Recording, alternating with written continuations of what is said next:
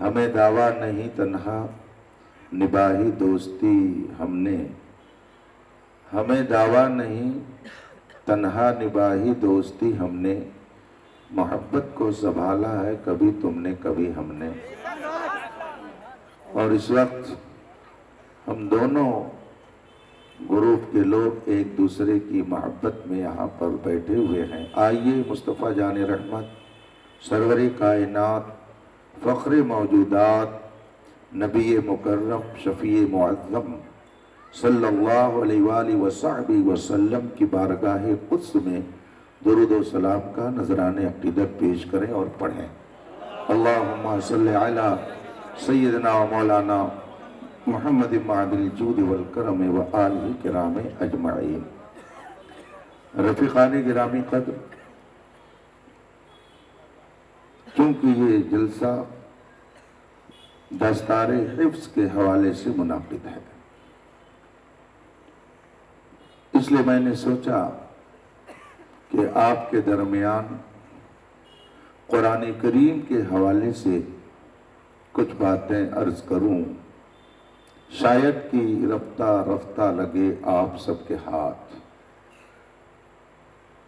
قرآن کریم میں اللہ تبارک و تعالی نے ارشاد فرمایا وَنُنَزِّلُ مِنَ الْقُرْآنِ مَا هُوَ شِفَاءٌ وَرَحْمَةٌ لِلْمُؤْمِنِينَ، یعنی اللہ ارشاد فرماتا ہے کہ ہم قرآن میں وہ چیزیں اتارتے ہیں، قرآن میں ہم وہ باتیں دیتے ہیں، قرآن کریم میں ہم ان امور کو نازل کرتے ہیں جس میں مومنوں کے لیے شفا اور رحمت ہے۔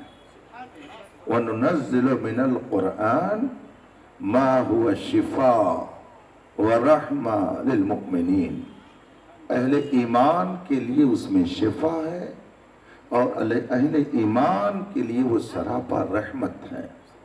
یہ قرآن کی آیت کا ترجمہ ہوا۔ دو کلمہ قرآن کریم میں یہاں فرمایا گیا ہے، ایک ہے شفا اور ایک ہے رحمت۔ گویا قرآن انسان کو شفا دینے کے لیے آیا ہے، اور شفا کس چیز سے دینے کے لیے آیا ہے میں اسی پر گفتگو کر کے آپ سے رخصت ہو جاؤں گا۔ انسان دو چیزوں سے بنا ہوا ہے، دو چیزوں کے مجموعے کا نام انسان ہے، ایک جسم اور ایک روح۔ جسم اور روح اس کے مجموعے کا نام انسان ہے۔ ویسے آج تک انسان کی صحیح تعریف کیا ہے اور انسان کی حقیقت و ماہیت کیا ہے، بڑے بڑے دانشور، بڑے بڑے علماء، بڑے بڑے منطقی، بڑے بڑے فلسفی اس میں حیران ہیں، اور وہ آج تک صحیح معنی میں انسان کی تعریف کرنے سے عاجز ہیں۔ یہاں بہت سارے علماء تشریف فرما ہیں، انہوں نے منطق کی، لاجک کی جو کتابیں پڑھی ہیں، ان ساری کتابوں میں بتایا گیا ہے کہ انسان حیوان ناطق کو کہتے ہیں۔ اب یہ حیوان اور ناطق کیا چیز ہے، اس کے لیے تو دارالعلوم جامعہ برکات مدینۃ البرکات میں آپ کو جانا پڑے گا، وہاں اس کی تفصیل آپ کو معلوم ہوگی، یا جو باصلاحیت ائمہ حضرات ہیں ان سے رجوع کرنا پڑے گا کہ حیوان کس کو کہتے ہیں اور ناطق کس کو کہتے ہیں۔ مگر منطقیوں نے عموماً انسان کی ڈیفینیشن جو بتائی ہے وہ یہی انہوں نے کہا کہ انسان حیوان ناطق کو کہتے ہیں۔ مگر جب یہ بات امام احمد رضا فاضل بریلوی رضی اللہ تعالی عنہ کی بارگاہ میں پہنچائی گئی اور آپ سے اس موضوع پر گفتگو کے لیے کہا گیا، تو آپ نے منطقیوں کی اس تعریف کا ایسا مذاق اڑایا ہے اور اس تعریف کا ایسا پرخچہ اڑایا ہے کہ طبیعت اش اش کر اٹھتی ہے، اور آپ نے فرمایا ہے کہ یہ تعریف سراسر غلط ہے، کسی بھی اعتبار سے حیوان ناطق کو انسان کی حقیقت و ماہیت قرار نہیں دیا جا سکتا ہے۔ بہرحال یہ ایک الگ موضوع ہے، میں نے تفریح تباہ کے طور پر یہ بات کہہ دی۔ آپ سے بھی اگر پوچھا جائے کہ انسان کی حقیقت کیا ہے تو آپ کے لیے بھی اس کا بتانا مشکل ہوگا، آپ کے لیے بھی بہت بھاری ہوگا، میرے لیے بھی بھاری ہوگا۔ میں انسان کی حقیقت کو کما حق سمجھنے سے قاصر ہوں۔ اسی لیے علماء فرماتے ہیں کہ جو مخلوق اپنی حقیقت کو نہ سمجھ پائے وہ حقیقت مصطفیٰ کو کیا سمجھ سکتی ہے، اور جب حقیقت مصطفیٰ کو نہیں سمجھا جا سکتا ہے تو خدا کی حقیقت کو کون سمجھ سکتا ہے۔ اس لیے اگر کوئی یہ چاہتا ہے کہ جب تک میں خدا کو سمجھوں گا نہیں تب تک مانوں گا نہیں، اس سے بڑا احمق اور بے وقوف کوئی ہو ہی نہیں سکتا۔ جو سمجھ میں آ گیا پھر وہ خدا کیوں کر ہوا۔ پوری کائنات اپنی حقیقت سمجھنے سے قاصر ہے، اسی لیے فرمایا گیا من عرف نفسہ فقد عرف ربہ، جس نے خود کو پہچانا اس نے خدا کو پہچانا۔ تو جب آدمی خود کو نہیں پہچان سکتا ہے تو خدا کو کیا پہچانے گا۔ لیکن بہرحال انسان دو چیزوں سے بنا ہوا ہے، ایک جسم ہے اور ایک روح ہے، اس کو تو سب کوئی تسلیم کرتے ہیں۔ ایک جسم اور ایک روح، ان دونوں کے مجموعے کا نام انسان ہے۔ اتنی بات آپ اپنے ذہن میں رکھیں۔ اب آگے میری گفتگو اس بات پر ہوگی کہ اگر انسان کا جسم بیمار ہوتا ہے اور اس پر بیماری عارض ہوتی ہے تو بتائیے کہ انسان کی روح بھی بیمار ہوتی ہے یا بیمار نہیں ہوتی ہے، اس کو بھی آپ کو جاننا چاہیے۔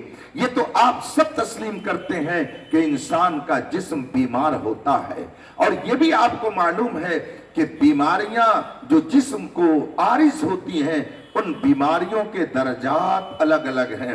کوئی معمولی بیماری ہے، کوئی اس سے بھی بڑی، کوئی اس سے بھی بڑی، کوئی بہت ہی بھینکر بیماری ہے۔ اس زمانے کے اعتبار سے سب سے ڈینجر اور بھینکر اور جان لیوا اور مہلک اور خطرناک بیماری کو لوگ کیا کہتے ہیں؟ کینسر کہتے ہیں۔ میں آپ سے سننا چاہ رہا تھا گویا آپ بھی یہ سمجھتے ہیں کہ سب سے بڑی بیماری کیا ہے۔ ہمیں بتانے کی ضرورت نہیں ہے کہ آدمی خود بخود یہ جان لے کہ سب سے بھیانک بیماری کا نام کینسر ہے۔ کیوں اسے آپ نے بھیانک کہا؟ اس کی وجہ ہے کہ وہ آپ کے جان کی دشمن ہے، اور یہ بیماری ایسی ہے جو جان کو ضائع کر دیتی ہے، انسان کی جان لے لیتی ہے۔ اس سے آپ کو سمجھ جانا چاہیے کہ جو بیماری انسان کی جان لے لے وہ سب سے بھینکر بیماری ہے، تو جو انسان کا ایمان لے لے وہ بھی بہت ہی بھینکر بیماری ہے۔ اب وہ ہمیں تلاش کرنا ہے کہ اگر جسم کی یہ بیماریاں ہیں اور ان میں سب سے بھیانک بیماری کینسر ہے تو روح کی بیماری کیا ہے، اور ان بیماریوں کے کون سے درجات ہیں، اور ان میں سب سے بھینکر بیماری کیا ہے۔ پہلے تو آپ کو یہ تسلیم کرنا پڑے گا کہ ہاں جس طرح سے انسان کا جسم بیمار ہوتا ہے اسی طریقے سے انسان کی روح بھی بیمار ہوتی ہے۔ بتائیے کیا انسان کی روح بیمار ہوتی ہے یا بیمار نہیں ہوتی ہے؟ آپ سے اگر پوچھا جائے تو آپ اس کا کیا جواب دیں گے؟ آپ اس وقت شرما حضوری میں یہ کہہ دیں گے کہ ہاں انسان کی روح بھی بیمار ہوتی ہے، لیکن یاد رکھیے گا انسان کی روح بیمار ہوتی ہے اور یقیناً بیمار ہوتی ہے، مگر جسم کی بیماری کے لیے جو ہزاروں ڈاکٹر، ہزاروں ہاسپٹل، ہزاروں میڈیکل کالج بنے ہوئے ہیں وہ صرف جسم کی بیماری کو دور کرنے کے لیے ہے۔ روح کی بیماری کا علاج وہی کرے گا جس کے اندر روحانیت پائی جائے گی۔ روح کا علاج وہی کرے گا جو سراپا روحانیت لے کر کے آیا ہوگا۔ روح کا ڈاکٹر وہی بن پائے گا جس کے اندر روحانیت پائی جائے گی۔ جس کے اندر روحانیت نہیں ہوگی اس کے اندر روحانی علاج کی طاقت نہیں ہوگی۔ دنیا کے اندر ہزاروں ہاسپٹل، ہزاروں میڈیکل کالج ہیں جہاں جسم کی بیماری کا علاج ہوتا ہے، اور آپ کو ہزاروں ڈاکٹر مل جائیں گے جو آپ کے جسم کی بیماری کا پتہ لگا لیں گے۔ بڑی بڑی مشینیں آج رائج ہو چکی ہیں، بتائیے ان میں سے کون سی بیماری بیماری ہے کہ جو روح کے مرض کی تشخیص کرتی ہے اور جس کے ذریعہ وہ مشین یہ پتہ لگاتی ہے کہ اس کے اندر روح کی بیماری ہے، اس کی روح بیمار ہے۔ میری اپنی معلومات میں پوری دنیا کے اندر بظاہر کوئی ایسی مشین آج تک نہیں ایجاد کی جا سکی ہے کہ جس سے روح کی بیماری کا پتہ لگایا جائے۔ آپ اگر جائیں گے کسی ڈاکٹر کے ہاں اور وہ کہے ذرا آپ اپنا پہلے چیک اپ کرا کر کے آئیے، تو آپ کسی ڈاکٹر کے ہاں جائیں گے، ایک مشین ہوگی، الٹرا ساؤنڈ کہہ لیجئے، دنیا بھر کی مشینیں، لیکن ان مشینوں سے آپ کی روح کی بیماری کا کوئی پتہ نہیں چل سکتا ہے۔ پوری دنیا کے اندر جسم کی بیماری کے لیے ہزاروں آپ کو شفا خانے ملیں گے، مگر روح کی بیماری کا شفا خانہ آپ کو بظاہر کہیں نظر نہیں آئے گا۔ روح کی بیماری کا اگر کوئی شفا خانہ اس کائنات میں سب سے عظیم اور بڑا ہے تو میرے مصطفیٰ کا تیار ہے، وہ مدینہ طیبہ ہے، اور اس کائنات کا سب سے بڑا روحانی جو معالج ہے، ڈاکٹر ہے، وہ میرے مصطفیٰ کی ذات ہے، اور جو سب سے بڑی کتاب نسخہ کیمیا اور شفا کے لیے اتاری گئی ہے اس کتاب کا نام قرآن عظیم ہے۔ اسی لیے جو روح کی بیماری میں مبتلا تھے، نگاہ مصطفیٰ نے ان کی روحانی بیماریوں کو دور کیا تو نتیجہ یہ نکلا کہ خود نہ تھے جو راہ پر اوروں کے ہادی بن گئے۔ کیا نظر تھی جس نے مردوں کو مسیحا کر دیا۔ نعرہ تکبیر، نعرہ رسالت، عصمت مصطفیٰ، سبحان اللہ سبحان اللہ۔ اسی لیے فلائٹ سے اڑنے والے تو ہر جگہ ملیں گے، مگر روحانیت کے بل پر اڑنے والا اجمیر میں ملے گا۔ کیا بات ہے، سبحان اللہ سبحان اللہ۔ فلائٹ سے اڑنے والے تو آپ کو ہر ملک میں مل جائیں گے، مگر بغیر فلائٹ کے بغداد سے اپنے مرید کے گھر آ جانے والا غوث اعظم ملے گا، اس لیے کہ وہ جسم سے نہیں بلکہ وہ اپنی روح کے ذریعہ پہنچتا ہے۔ اس کا مطلب ہے کہ روح کی بیماری کا علاج وہی کرے گا جس کے اندر روحانیت پائی جاتی ہوگی، اور روحانیت کے لیے اس کی بارگاہ میں جانا پڑے گا جو جان کائنات اور روح کائنات ہے، اور روح کائنات کوئی اور نہیں ہے، وہ میرے مصطفیٰ کی ذات ہے۔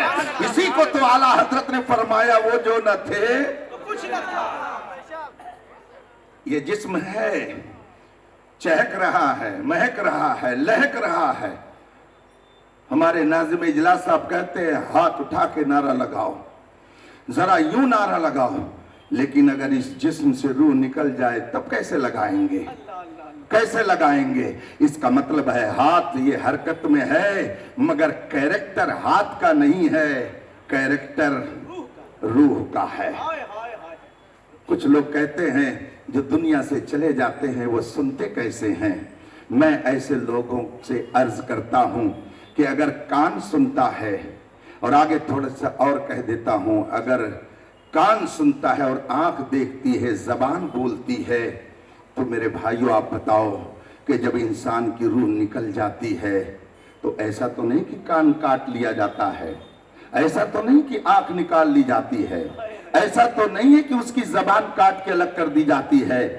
آدمی کی روح نکل گئی، کان موجود ہے مگر نہیں سن رہا ہے، آنکھ موجود ہے مگر نہیں دیکھ رہی ہے، زبان موجود ہے مگر نہیں بول رہی ہے۔ تو اگر بولنا زبان کا کام ہے تو زبان تو روح کے نکلنے سے پہلے بھی موجود تھی اور اب بھی موجود ہے، مگر کیوں نہیں بول رہی ہے؟ کان تو پہلے بھی موجود تھا، روح نکلنے کے بعد بھی موجود ہے، پھر کیوں نہیں کان سن رہا ہے؟ آنکھ پہلے بھی موجود، بعد میں موجود، مگر روح جب تک نہیں نکلی تب تک آنکھ دیکھ رہی ہے، اور روح نکل گئی تو آنکھ کیوں نہیں دیکھ رہی ہے؟ اگر آنکھ ہی کا کمال ہے تو اسے اب بھی دیکھنا چاہیے، اگر زبان ہی کا کمال ہے تو اسے اب بھی بولنا چاہیے، اور اگر کان کا کمال ہے تو اسے اب بھی سننا چاہیے، لیکن سب کچھ موجود، کام کرنا بند کر دیا۔ اس کا مطلب ہے دیکھتی آنکھ ہے مگر کمال روح کا ہے، دیکھ کان سنتا ہے مگر کیریکٹر اس میں روح کا ہے۔ اور یاد رکھیے روح کبھی مرتی نہیں ہے، مسلم تو مسلم ہے، غیر مسلم کے نزدیک بھی روح مرتی نہیں ہے، روح زندہ رہتی ہے۔ تو جب روحی کا کردار ہے دیکھنا، تو چاہے اس جسم میں رہے یا جسم سے باہر ہو جائے، بلا شبہ وہ دیکھنے والوں کو دیکھ لیا۔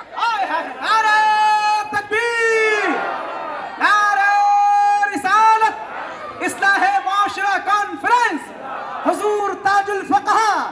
سبحان اللہ۔ اگر سننا کان کا کام ہے تو کان تو مرنے کے بعد بھی موجود رہتا ہے، پھر کیوں نہیں سنتا ہے؟ اس کا مطلب ہے سننا کام کا کریکٹر نہیں ہے، روح کا کردار ہے، اور روح جب موجود تو یہ کان کام کرے گا۔ جیسے ایک موبائل ہے، آج کل تو بہت آسان ہے دین کو سمجھ لینا، یہ موبائل ہے، اس میں بہت سارے فنکشن ہیں، لیکن اگر بیٹری نہ رہے تو سب بیکار ہے، سب بیکار ہے۔ اسی طریقے سے ایک جسم ہے، اور جسم کی جو مین طاقت ہے اس طاقت کا نام روح ہے۔ اگر روح نہ رہے تو جسم کچھ بھی نہیں کر سکتا ہے۔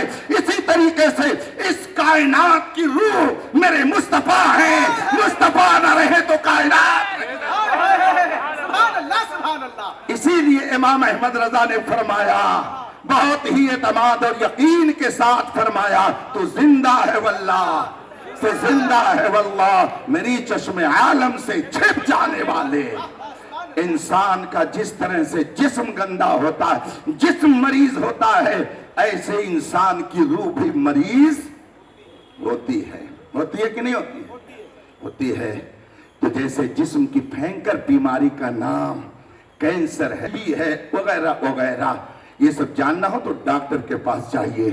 اسی طریقے سے روح کی بھی بیماریاں کئی ایک ہیں، اور ان بیماریوں میں سب سے بھینکر بیماری کیا ہے وہ بتائیے؟ آپ میں سے جو بتا دیں مجھے انعام ملا ہے، میں اسے انعام دے دوں گا۔ یہ دیکھیے بہت کڑا نوٹ اس وقت سامنے آیا ہوا ہے۔ جسم کی بیماریوں میں بھینکر بیماری کا نام کینسر ہے۔ مختلف بیماریاں ہیں، زکام ہے، بخار ہے، درد سر ہے، وغیرہ وغیرہ، یہ جسم کی بیماریاں ہیں۔ روح کی بھی بیماریاں بھی اسی طریقے سے ہیں، وہ میں آپ کو بتا دیتا ہوں تاکہ آپ کا وقت ضائع نہ ہو۔ ان بیماریوں میں علماء، مشائخ اور ہمارے محققین، مفسرین، محدثین اور فقہاء اور صوفیاء کرام، اولیاء کرام نے اس کا تجزیہ کیا۔ روحوں کی دنیا میں جا کر انہوں نے مشاہدہ کیا، اور پھر انہوں نے تحریر فرمایا کہ روح کی بیماریوں میں جو بیماریاں عام طور سے لوگوں کو لگتی ہیں، ان میں سے ایک بیماری کا نام تکبر ہے، ایک بیماری کا نام حسد ہے، ایک بیماری کا نام بغض و کینہ ہے، ایک بیماری کا نام گستاخی رسول ہے، ایک بیماری کا نام گستاخی صحابہ ہے، ایک بیماری کا نام عداوت اہل بیت ہے، ایک بیماری کا نام کفر ہے، ایک بیماری کا نام شرک ہے۔ یہ سب کے سب روحانی بیماریاں ہیں۔ جسم کتنا بھی چمکتا دمکتا رہے، اگر کوئی ان بیماریوں میں مبتلا ہے تو اسے مریض کہا جائے گا۔ اس مریض کا علاج آپ کو ایمس میں نہیں مل سکتا ہے، وہ ملے گا تو مصطفیٰ کے غلاموں کے دربار۔ نعرہ تکبیر، نعرہ رسالت، غلامان مصطفیٰ۔ سبحان اللہ، سبحان اللہ۔ یہ روح کی بیماریاں ہیں۔ ان بیماریوں سے بچنے کے لیے آپ کو کسی روحانی ڈاکٹر کے پاس جایا پڑے گا۔ جو روحانی ڈاکٹر ہوگا وہی ان بیماریوں کا علاج کر سکتا ہے۔ جس کے پاس روحانیت ہوگی وہی ان بیماریوں کا صحیح ڈھنگ سے علاج کر سکتا ہے۔ ابھی میں نے سب سے بھینکر بیماری نہیں بتائی ہے، یہ بیماریاں تو ہیں، اور ان کا علاج ہمارے علماء نے بہت ہی شاندار طریقے سے کیا ہے۔ تکبر، غرور و گھمنڈ یہ بہت ہی بھینکر بیماری ہے۔ اس بیماری کی بدولت نہ جانے کتنی بیماریاں جنم لیتی ہیں، اور قربان جائیے اپنے اسلاف پر، اپنے بزرگوں پر۔ آپ کبھی بھی سر جھکا کر کے مت چلیے، سر اٹھا کر کے چلیے، اس لیے کہ آپ کے اکابر نے، آپ کے اسلاف نے، آپ کے بزرگوں نے نہ تو کبھی دین فروشی کی ہے، نہ کبھی ضمیر فروشی کی ہے، نہ کبھی وطن فروشی کی ہے۔ ابھی کچھ دن پہلے، 2-4 روز پہلے آپ نے یوم جمہوریہ منایا ہے۔ یوم جمہوریہ کا سورج اگر طلوع ہو رہا ہے تو اس کی ابتدا مجاہد آزادی علامہ فضل حق خیر آبادی کے ذریعہ ہوتی ہے۔ اگر انہوں نے انگریزوں کی آنکھوں میں آنکھیں ڈال کر ان سے یہ نہ کہا ہوتا کہ سر کٹانے کی تمنا اب ہمارے دل میں ہے، دیکھنا ہے زور کتنا بازوئے قاتل میں ہے، اگر انہوں نے یہ انقلابی نعرہ نہ دیا ہوتا تو آج آپ کو یہ دن دیکھنا نصیب نہ ہوتا۔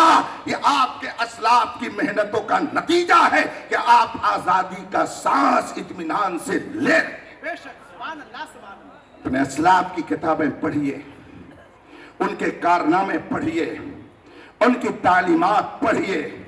امام غزالی جو امام الاصفیاء بھی ہیں، امام الاتقیاء بھی ہیں، انہیں محدثین میں بھی کہا شمار کیا جاتا ہے، انہیں مفسرین میں بھی مانا جاتا ہے، انہیں عارف ربانی بھی کہا جاتا ہے، انہیں عارف باللہ بھی مانا جاتا ہے۔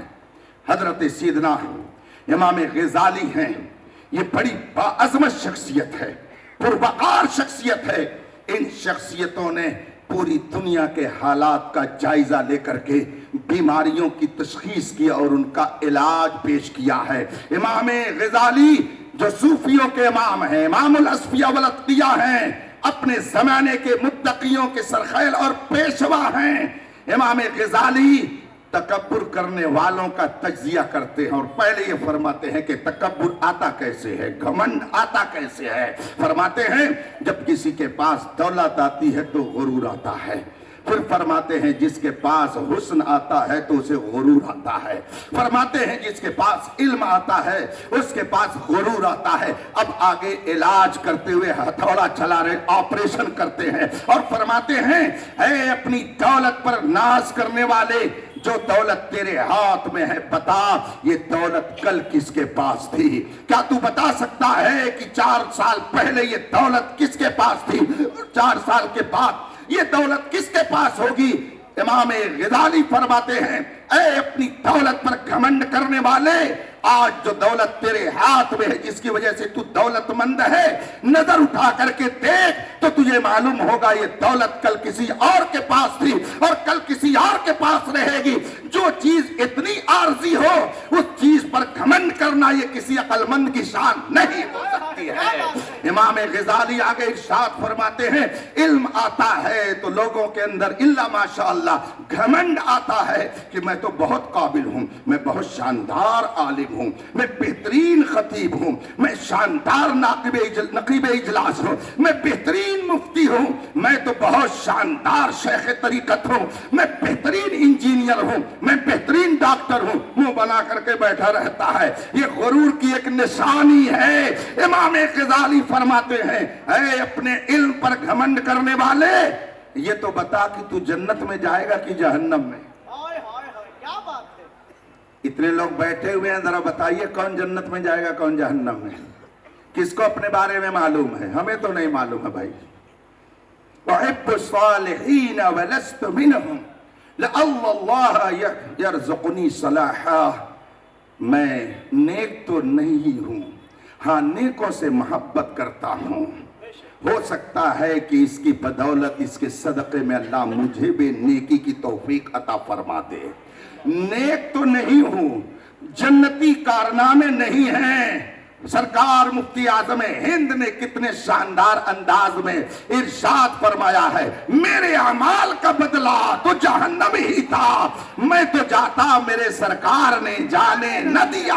اس کا مطلب ہے کوئی اپنے بارے میں یقین سے یہ نہیں کہہ سکتا ہے کہ میں جنتی ہوں۔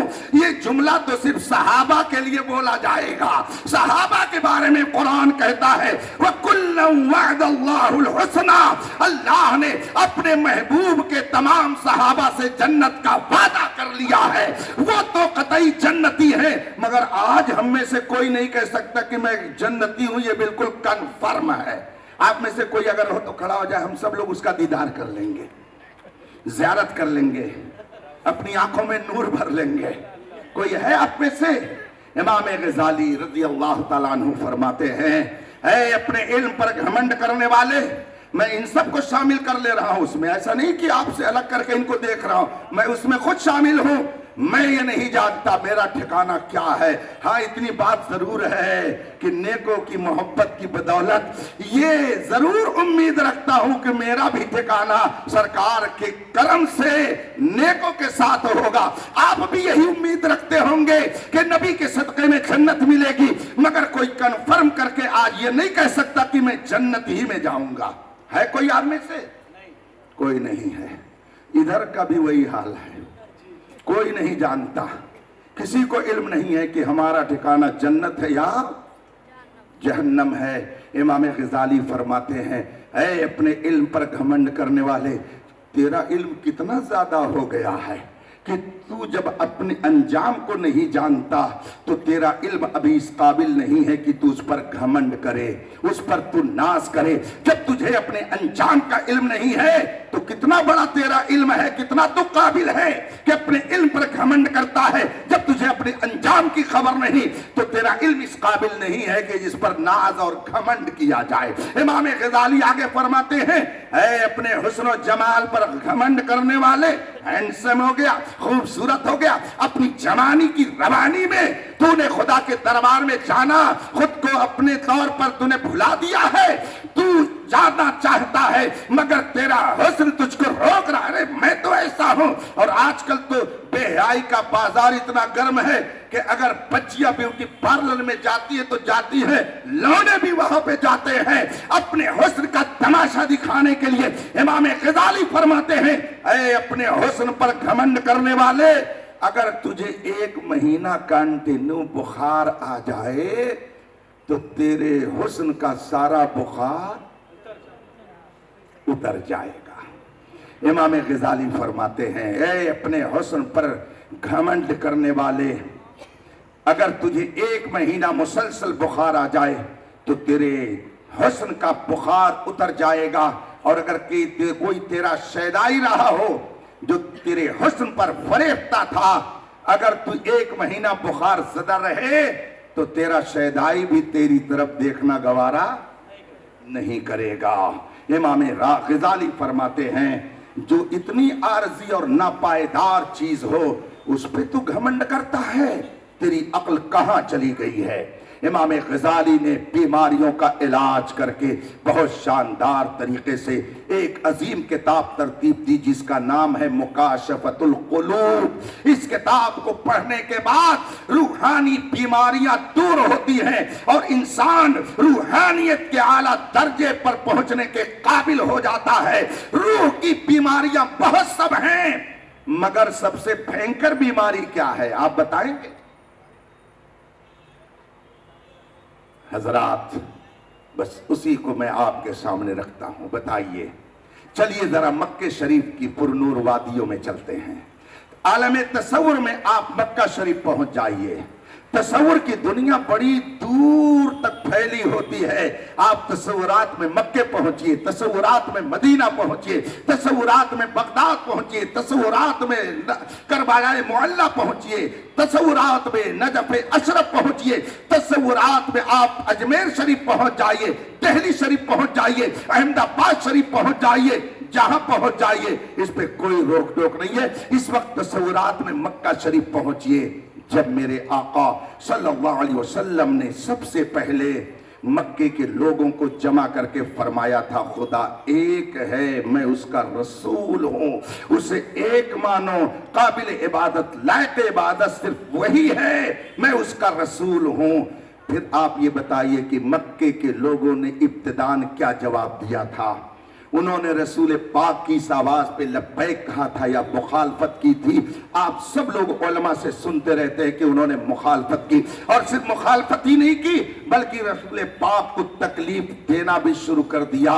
کوئی طائف میں رسول پاک کے ساتھ گستاخانہ انداز پیش کر رہا ہے, کوئی مکہ مکرمہ میں رسول پاک کو اذیت پہنچانے کی کوشش کر رہا ہے, مگر رسول پاک ان سب باتوں کے جواب میں کیا فرماتے تھے، ان سے کیا کہتے تھے، ان کے سامنے آپ کون سا جملہ ارشاد فرماتے تھے؟ تاریخ یہ بتاتی ہے کہ اگر طائف میں آپ تشریف لے گئے اور طائف کے لوگوں نے آپ کو اذیت پہنچائی، مکے میں آپ نے دعوت و تبلیغ کا کام انجام دیا اور مکے کے لوگوں نے گستاخی کی، رسول پاک کو اذیت پہنچانی چاہیے، میرے آقا نے اس وقت کیا ارشاد فرمایا؟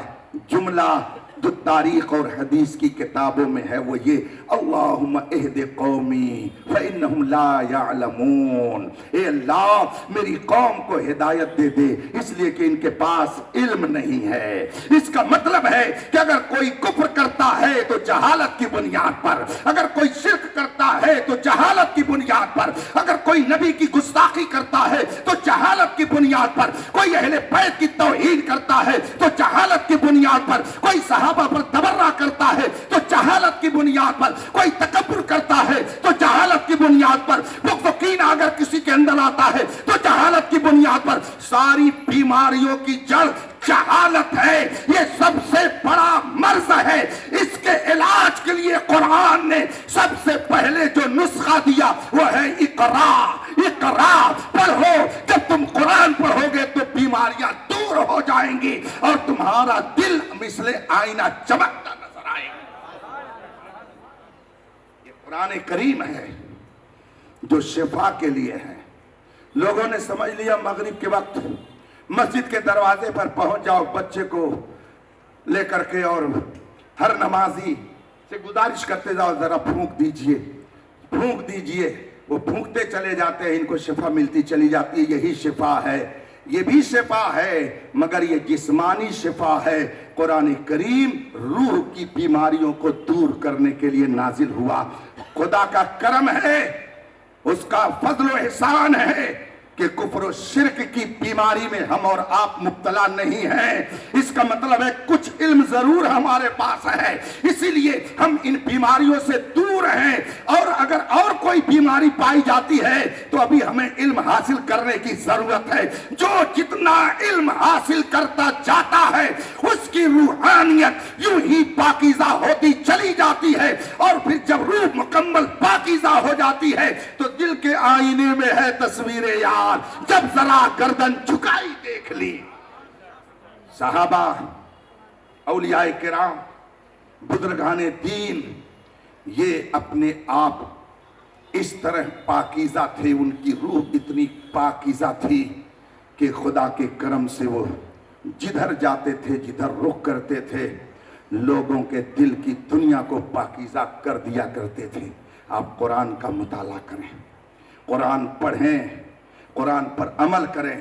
قرآن صرف جھاڑ پھونک کے لیے نہیں ہے، قرآن صرف تعویذ نویسی کے لیے نہیں ہے، بلکہ قرآن پڑھ کر کے عمل کرنے کے لیے ہے۔ جب قرآن پڑھیں گے تو آپ کو نبی کی عظمت کے جلوے نظر آئیں گے۔ معاشرے کے اندر جو برائیاں ہیں ان برائیوں سے دور ہونے کا جذبہ پیدا ہوگا۔ اسی لیے حافظ قرآن بنائے جاتے ہیں تاکہ یہ جائیں آبادی آبادی، گاؤں گاؤں، یہ نور علم دین کو پھیلائیں اور لوگوں کے اندر جو روحانی گندگی ہے، جو بیماری ہے، اس کو دور کرنے کا سامان فراہم کریں۔ اللہ تبارک و تعالی اپنے حبیب پاک صلی اللہ علیہ وسلم کے طفیل آنے والی شب برات میں ہمیں خوب نیکیوں کی توفیق عطا فرمائے اور گناہوں سے دور رہنے کا ہمارے اندر جذبہ پیدا فرمائے۔ وآخر دعوانا ان الحمدللہ رب العالمین۔ السلام علیکم۔